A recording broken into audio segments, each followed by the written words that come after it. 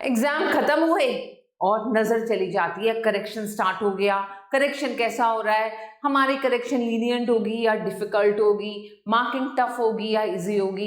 इतने सारी क्वेरीज आ रही हैं बच्चों की, जैसे बच्चों ने अपना ध्यान अपनी पढ़ाई से सारा हटाकर करेक्शन सेंटर पे ही फोकस कर दिया है। तो इस चीज को हाईलाइट करते हुए मैंने एक बहुत छोटी सी वीडियो बनाई है जिसमें आपका टाइम भी ज़्यादा वेस्ट नहीं होगा और आपको सारे इन आउट्स प्रोवाइड करने वाली हूँ और आपके चेहरे पर खुशी आने वाली है। तो लास्ट तक मेरे साथ बंधे रहना और देखना क्या क्या रीजंस मैं आपके लिए खुशी के लिए लेके आई हूँ। सबसे पहली इंपॉर्टेंट बात, करेक्शन स्टार्ट हो गई है और सीबीएसई ने सब इन्विजिलेटर्स को क्लियर गाइडलाइंस दे दी हैं कि कोई भी स्ट्रिक्ट मार्किंग नहीं करेगा। दैट मीन्स होने वाली है आपकी बल्ले बल्ले, मार्क्स मिलने वाले हैं खुलकर, बिल्कुल निश्चिंत होकर बैठ जाओ।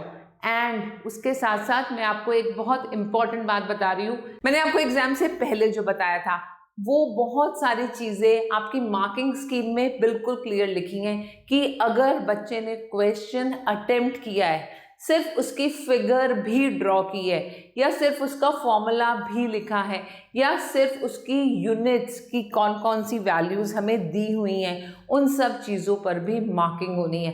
दैट मीन्स क्वेश्चन मेंशन ही कर दिया तो उनके भी स्टेप वाइज आपको मार्क्स दिए जाएंगे।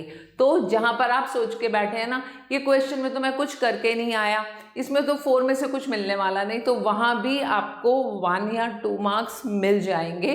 तो इसलिए घबराने की कोई भी ज़रूरत नहीं है। अब हम बात करते हैं कि इसके अलावा और क्या क्या लेके आ गया है हमारे बच्चों के लिए सीबीएसई, क्योंकि बच्चों ने सबने बता दिया है पेपर वाज डिफिकल्ट और इसलिए सीबीएसई ने सब एग्जामिनर्स को, सब इन्विजिलेटर्स को बिल्कुल क्लियरली बोल दिया है कि जो बच्चा 10 मार्क्स तक पहुंच रहा है आउट ऑफ 18 उनको धीरे से खींचकर कहीं कहीं पर भी मार्क्स देकर, जहां उन्होंने कुछ भी लिखा है, कुछ भी मेंशन किया है उस टॉपिक से रिलेटेड, उनको हाफ 1 मार्क्स देकर 10 से उनको खींच कर ले आओ 14-15 पर। दैट मीन्स अगर उनके 14-15 यहाँ मार्क्स आ गए और स्कूल में आउट ऑफ 20 अगर उनको 18 या 19 भी मिले हैं तो मिलाकर 33 मार्क्स हो जाएंगे और आप हो जाओगे पास, पहुँच जाओगे नेक्स्ट क्लास में जहाँ आपका मैथ्स से पीछा बिल्कुल छूट जाएगा।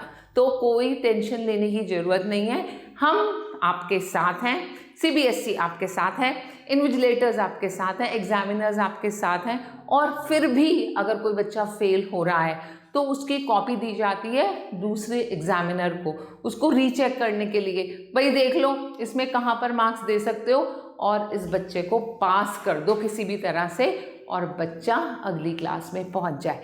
क्योंकि सीबीएसई का कोई इंटेंशन नहीं है किसी भी बच्चे को फेल करे।